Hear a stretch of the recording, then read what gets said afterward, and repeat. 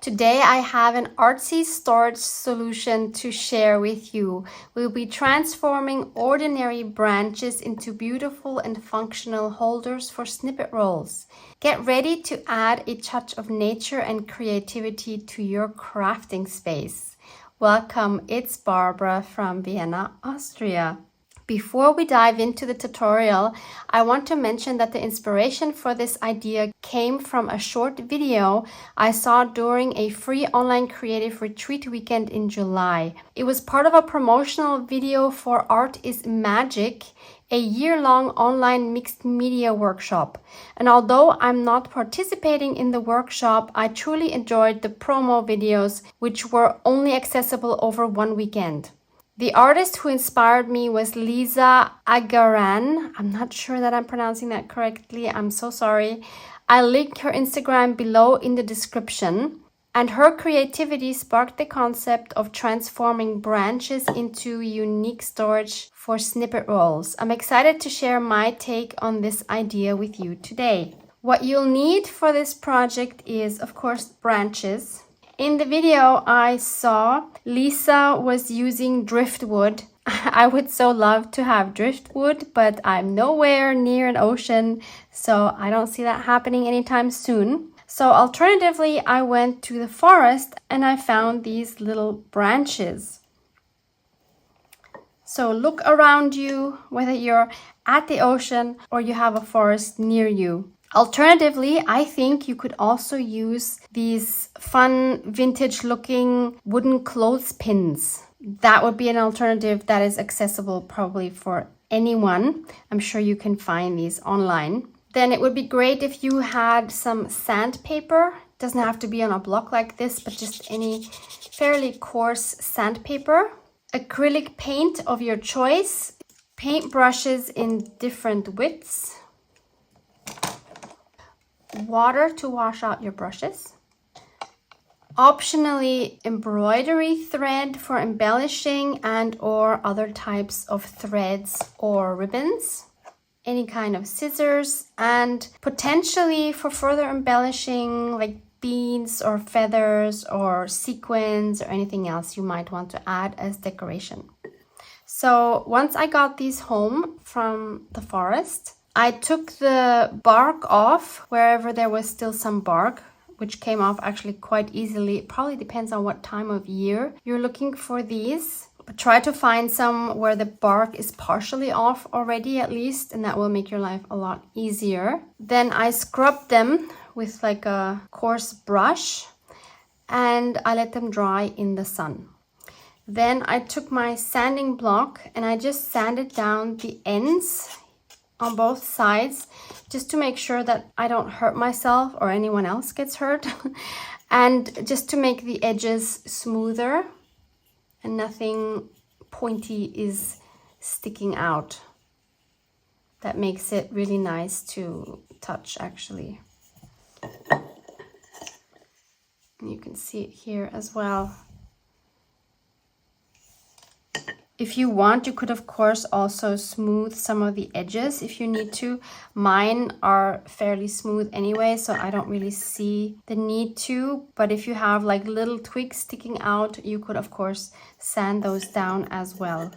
I'm going to choose the biggest and widest one that I have in my stash, because I want to add a fabric snippet roll onto this, which we're also going to be making together. The fabric roll is going to cover up most of this stick, but still, even when we come to the end, I want it to look nice. So I do want to paint the whole thing, and I also want to add some fun embellishments.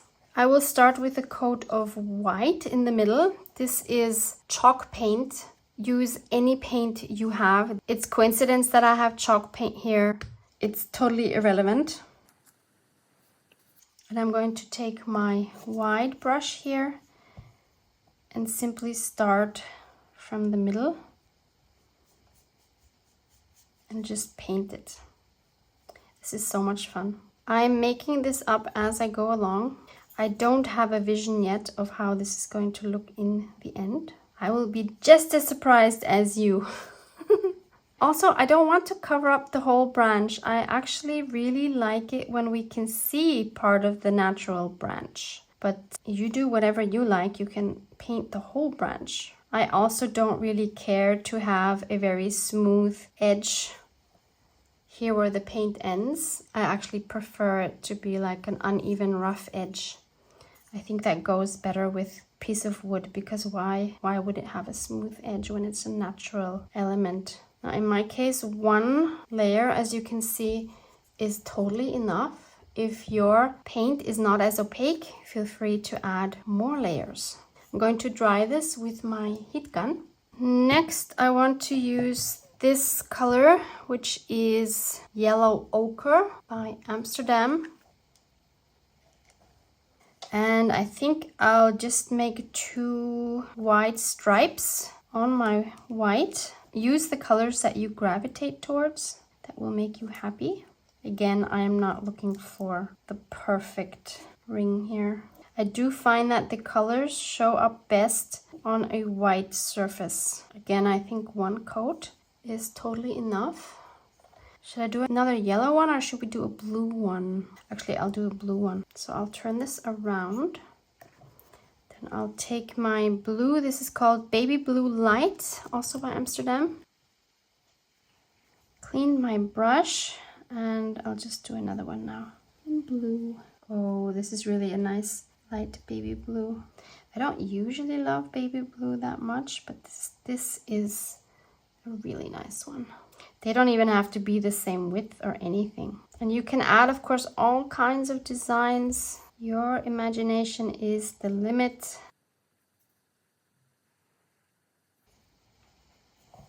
If you don't have a heat gun to dry this, and you don't want to set it down on your table because obviously you will mess up the paint, I suggest you just put this on a bowl, for example. Let me demonstrate it with this water jar. You know, you just put it like that until it dries. Maybe you can put it out in the sun to dry faster. I also want to add some like little polka dots. Let's start with the blue here. You can, of course, do it with a brush if it has a narrow tip like this, but I find it fairly hard to get a nice little round dot with these kind of brushes. What works better is one of these tools that has like a ball on the end, and depending on how big you want your polka dots to be, you can choose what size of tip you want to use.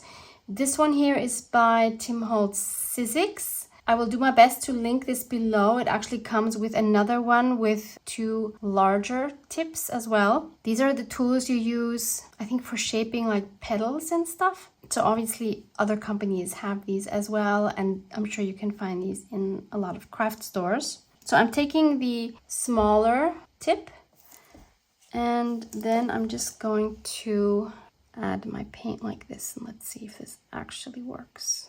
I am moving it around a bit to make the polka dots a little bit bigger. Yeah, that works. I'm guessing it works better with paint that's a little bit thicker. This way you get these nice round edges. I feel like this is one of these really relaxing crafts. No pressure. If you mess up, you just put another layer of paint on it. It's all good. You change your design to make it look intentional. How cute is that? For this top part here with the yellow ochre, I'll also add white, but a different design. And I will do my best not to mess the polka dots up in the meantime, because I haven't dried it yet. So this time I'm taking my thin brush, and I will attempt to just make some short lines. Hopefully I can get them to meet up at the end. This is very meditative.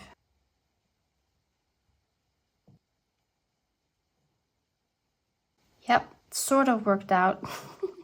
And I'll actually go over these twice because for some reason now it's not as opaque as before. So lastly, I want to add a touch of gold. This is acrylic metallic paint. The company is Coil, which sounds German to me. We received this at the Art Journal Festival. Yeah, made in Germany. And I'll take my medium brush and I will just make a ring around the top here and the bottom here. I just decided that now, and it looks like I will need more than one coat of this.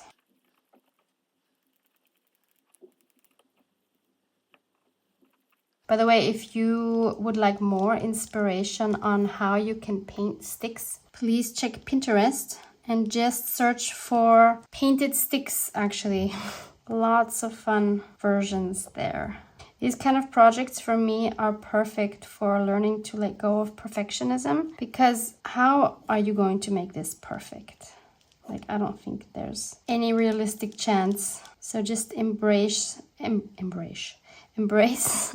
the organic look and go with it. Okay, I totally messed up this gold in the meantime here. I got it here now. See, imperfect. That's okay. We're not going to sweat it.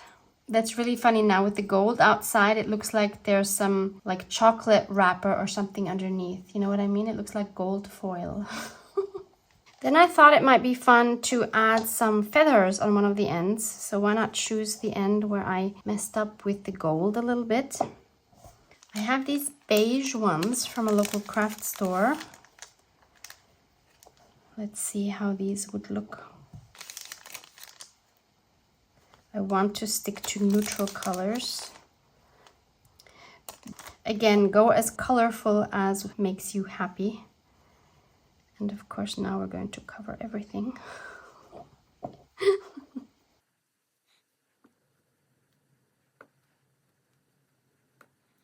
Oh my goodness, what is this?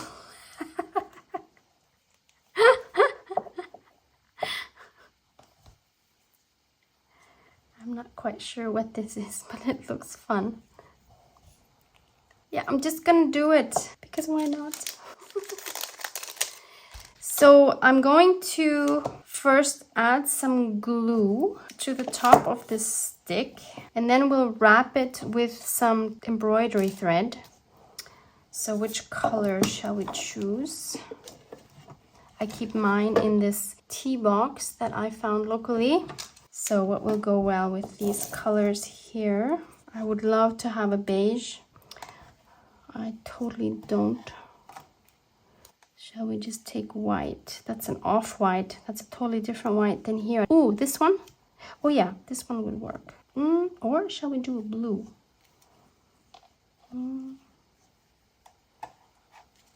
This one would match that. Let's go with blue. Let's add a little bit more color. As a reminder, you always want to take your embroidery thread from the middle and not from the end, otherwise it will get completely tangled. And this way it comes out really nicely. Yep, took me years to learn that. I'm just taking a regular PVA glue,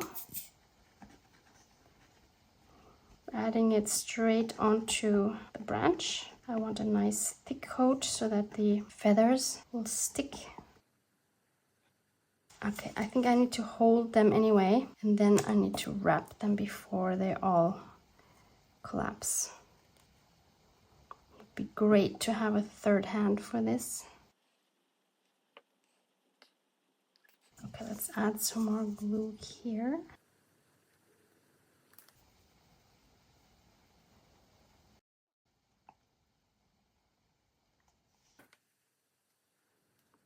I think that's enough. Then I'll wrap the twine around, and then I need to make a knot here, but I want to leave an end that's fairly long. So I'll tie a double knot, and I'll leave this hanging. We'll need that. And then I'll just wrap this around.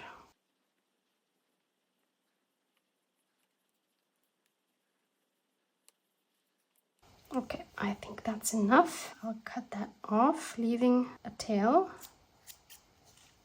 And then I will knot these two ends together. And then I can cut the ends short. And then I can tap over the glue that's squishing out.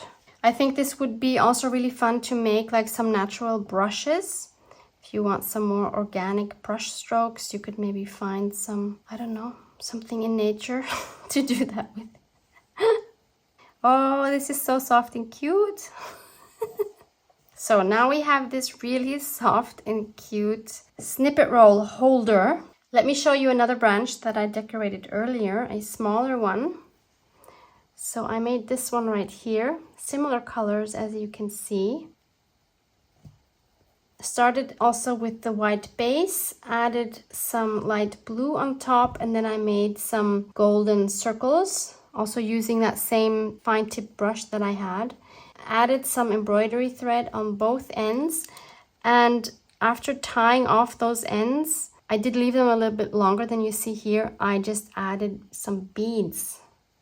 And it's really helpful if you want to add beads to have a big eye beading needle. These are super handy to have, and that way you can get the beads through easily. And then I added some gold paint on the top and the bottom. I just think it's really cute. These might not be super practical, but I think they're adorable. And I'm going to show you what I'm going to do with that. And the first one I did looks like this now, and as you can see, it already has the snippet roll on it. And what I did was, at the end here, I added a golden paper clip because I don't like it when it comes loose.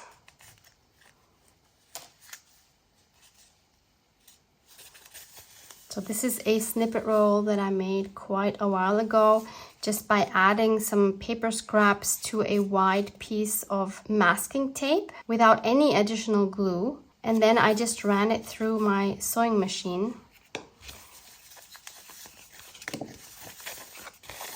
I think this is a really cute way to store it. And as you can see here, I left this natural. I did try some painting in the middle, but it didn't really come out like I wanted it to. It just has these ovals. Didn't turn out how I expected. So let me show you how I add the snippet roll to the smaller one of my two branches. Making snippet rolls is super addictive, whether it's paper or fabric, as we will do here in a moment.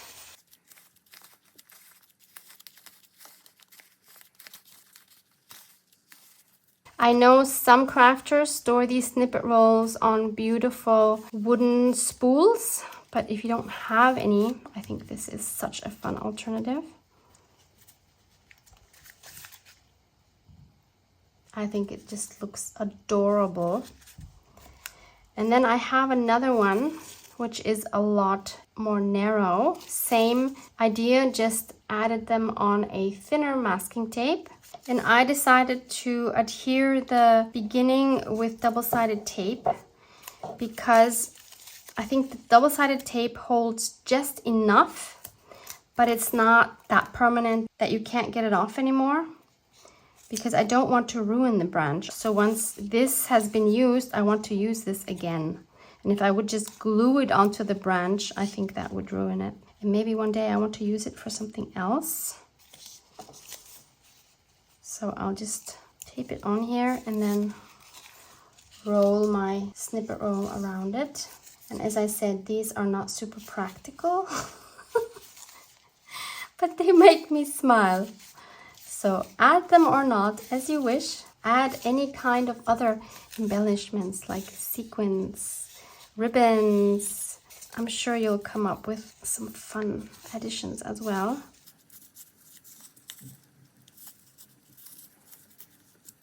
Okay, let me grab a paper clip. There we go. So we have 2 done. So now let's make a fabric snippet roll that we can add to this fun little branch. And the fabric roll has been inspired by my dear friend Petra. She has a German YouTube channel, and I will link her videos. I think it's more than one, where she shares how she makes her fabric snippet roll. But it's very simple, so I'll make one with you here. So first I cut a piece of tablecloth that I had inherited, and I think this is cotton. So I just cut a long strip, and I cut the width so that it would easily fit on this. So I have my piece of fabric laid out, and I have prepared some fabric scraps. Almost all of them are rectangular because that's just what I do, but you do any shape you like. And it's just a mixture, but as you can see, I have a color theme which is actually similar to these. And this happened very unintentionally. These are just the colors that I always gravitate towards. And the way Petra adhere these to the fabric, keeping in mind that we're going to run this through our sewing machine. On a side note, if you don't want to sew, you do not have to. Then you just use a fabric glue and you adhere it with a brush. You don't just put the fabric glue on the fabric, but you actually use a brush to apply your fabric glue and make sure that everything is stuck down. Then you don't need to sew. In my case, I will. See, now it's very hard for me to not just lay them all down vertically or horizontally, but to actually change the direction and make it look a little more interesting. How can this be so hard? When you're a perfectionist, these things can really struggle with. So actually, I didn't even want to do that. What I want to do is take all the fabric that is the same or similar, and I want to add it to my snippet roll in various places. But of course, you could also do it the way I just started now, is just to go from one end to the other and fill it up.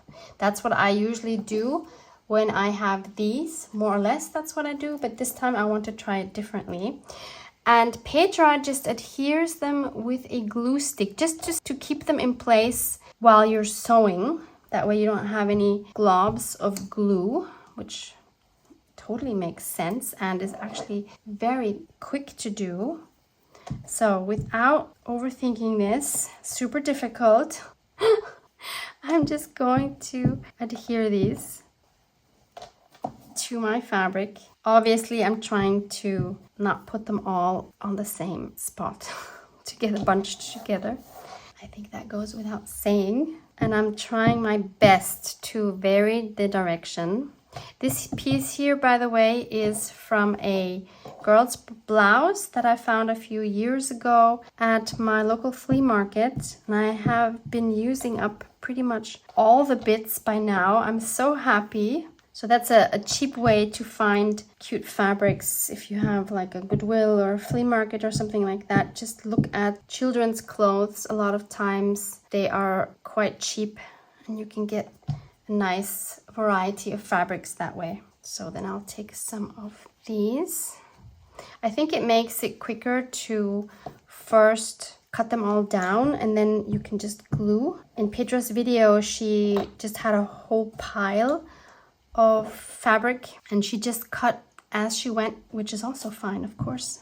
Everybody has their own way of working. I love how, and Petra, if you're listening, I hope you don't get this the wrong way. I love how messy Petra is able to work. For a project like this, I think it looks so nice when things sort of turn out randomly and not so planned, and I'm so bad at that. So I admire anyone who's able to do that. So basically, we are just covering everything. It would also be fun to not have a color palette at all, to just see what happens when you really put down random pieces. I'm not there yet. If you are, let me know. Let me know how that goes. I can imagine that would be a lot of fun. Or it will induce a lot of anxiety. I could imagine both. Like for me personally. So I would love to hear your experiences if you have any. I guess the same would apply for papers. I have never randomly just grabbed papers and added them to a snippet roll. That just wouldn't be me. So as you can see here, all of my colors are very neutral and versatile on both of these. That's just me. So let's add some of these florals. Is there anyone else here who struggles being messy? Or who's happy not to be messy and that's just it? You don't want anything else? I always find it fascinating to compare how we all work because we're all so different. This is such a good project to use up your fabric scraps, which I'm sure most of us have if we're into junk journaling. Never enough projects, I feel, to use up scraps, actually. Whether it's paper or fabric, doesn't matter. I always have the feeling I produce a lot more scraps than I can ever use up. Do you know this feeling? I'm not being very random, I have a feeling. I'm doing the best I can, I promise. Then I'm also trying to vary the material that I'm using. So this one is very thin. Let me know in the comments below if you have snippet rolls, no matter if they are fabric or whether they are paper. How do you store them? Are you one of those people that has these fabulous wooden spools? If so, maybe you could let the other viewers know in the comments below where you found your wooden spools, because I wouldn't know, for example. I'm guessing also something like estate sales or flea markets or things like that. I have never seen any here in Austria. It's already filling up quite nicely, isn't it? So let's add some more neutral ones. These are all scraps from Tim Holtz fabrics. I think this would be a great project to do in front of the TV as well.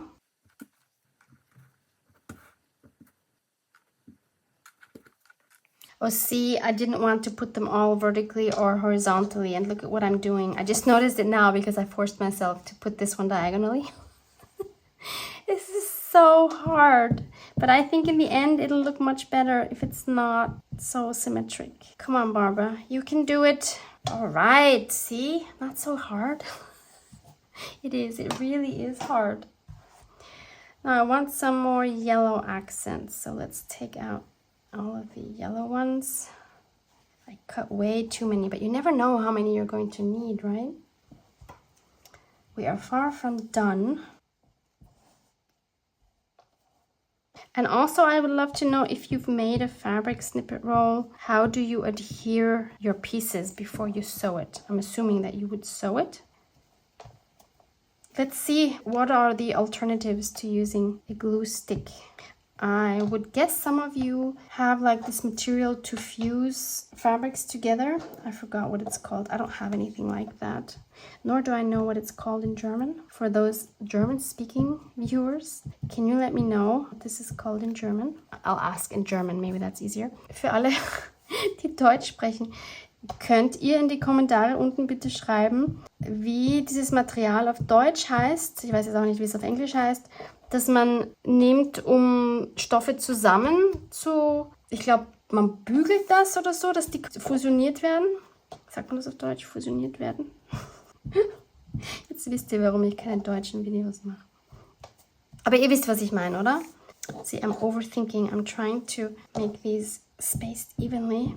Okay, things are really starting to overlap now. This is turning out very cute so far. I am very pleased. Let's add a few more like darker ones. I also have these for a little bit more contrast.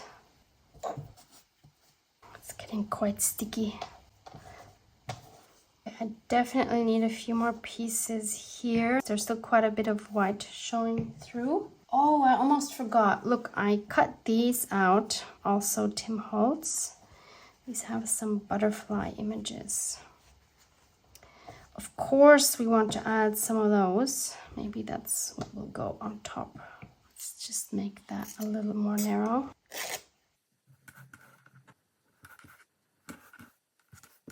Okay, let's check again. Ah, there's a big hole right there.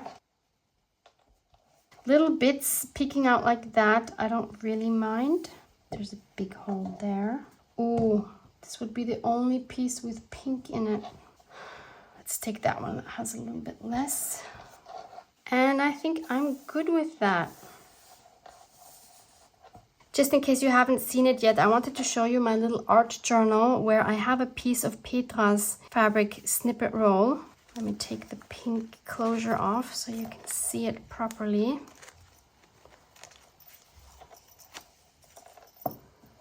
I think it looks so cute around a journal. And you can see here Petra added some hand stitching. She added these French knots. There's some more hand stitching here. There's some machine stitching, which I find really cute. More hand stitching here. There's also some lace here and this golden ribbon. So there's a lot you can do. Some of the fabrics she has are dyed. She added beads. She added, of course, this beautiful dragonfly. And her colors are, of course, completely different than mine, and I just love it. So these are all things you could add to your fabric snippet roll. I love this stitch right here with the bows. So adorable. I don't have anything like that on my more basic machine, but I think I have one that makes like this wavy stitch, and I don't ever use it. So maybe this is my chance to use it. So this is where I keep all my sewing thread. I found this vintage drawer in a secondhand shop. It was a super lucky find. Actually, it was not for sale. They used this to display smaller items, but I really wanted this drawer. And I'm sure you can relate. And as you can see, this is where I have all my sewing threads organized, and I love it. Looking at this just brings a smile on my face every single day. It's the things like this. I'm sure you get it. So I'm going to take my piece of fabric snippet roll, and I want to choose what thread I want to use, and I want it to be a thread that will show up well here, but that will also, of course, go with the colors I have here. So I'm thinking either something like a sunny yellow. No, not really liking that. I think what might work better is like this bluish turquoise color. Yeah, I think that will show up a lot better. So let's take that to our sewing machine. I just want to show you my showing. What is up today? My sewing machine today, because I get quite a few questions about what sewing machine do I have. So mine is a Toyota Super Jeans. I'm so sorry for the glare. And these are great for heavy duty things. Well, they're called Super Jeans, so they are great for jeans and other heavy materials, which is one reason I bought them. And the other reason I bought them is because they have like this automatic threader thing here. You see the diagram here, which I ended up never ever using. I don't know why. It's not very practical, I have the feeling, but that's probably just me. It does not have a lot of stitches. So you see here, that's all it has. And I'm going to try this wavy one right here. It's a very simple machine. It still has a foot pedal, no electronic display, which I'm very happy about. I like the more basic sewing machines because I'm not great at sewing.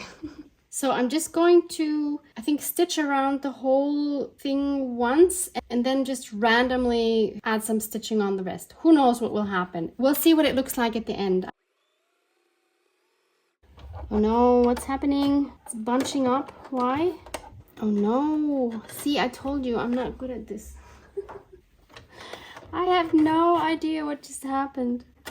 We do have the zigzag here, but oh my goodness. Something's not right.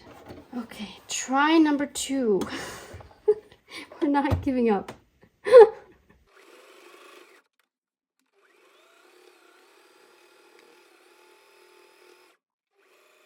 Okay, so I've sewn around it once. But of course I want to make sure that all of my pieces are stuck down because currently they only have the glue stick to hold them down. So I'll just see what happens. Okay, I'm back where I started from. So basically I went once in one direction, just going zigzags, and I realized it was quite hard to turn with this kind of stitch. And then after I was at the end, I just kind of turned around and tried to do the zigzag in the other direction, so that hopefully now all of the fabric pieces are sewn on. I think you can see it better here on the back. It looks quite funny. And then this is again the front for a better look. I'm super happy with this, and I'm just going to keep it like this for now. When I know what I want to use it for, then I will maybe embellish it further. One thing I could imagine this looking adorable on is like a little jeans journal, like the one I just made for my last Digital Collage Club design team project, which was this one right here. So imagine instead of this cover, you would just have the plain jeans material, and then we would just add a piece of a fabric snippet roll on top. Oh my goodness, I am in love. How adorable is this? I would then probably put it on before I put the closure on so that it can go all the way around. Oh wow. Okay, this might be the next journal I have to make. The colors are just perfect together. Wow. Of course, you can use it also to make little pockets or a big tuck spot on your journal page, a big belly band. There's so many things you can do with this. I think it's so fun. So let's add it to our fun little stick here. So I think again, I will add this best by using double-sided tape because I think that will come off really nicely. I've never used double-sided tape on fabric, but I'm thinking it should hold well enough to just stay put on this stick. Got it. It's really a shame to cover this up, isn't it? Oh, it's so satisfying to have a strip like this ready to go, or not even to do anything with it. I think this on its own will just make me happy to just look at it. Oh, and it feels so nice and squishy. And the feathers are sticking out. Oh my goodness, this is so fun. Maybe we'll add a pin here instead of the paper clip. I have this little bear tin, the keeper of my pins. I've had this bear, I think, since I was a teenager. Not that I ever sewed much. So let's take a blue one. And then I'll just pin that together.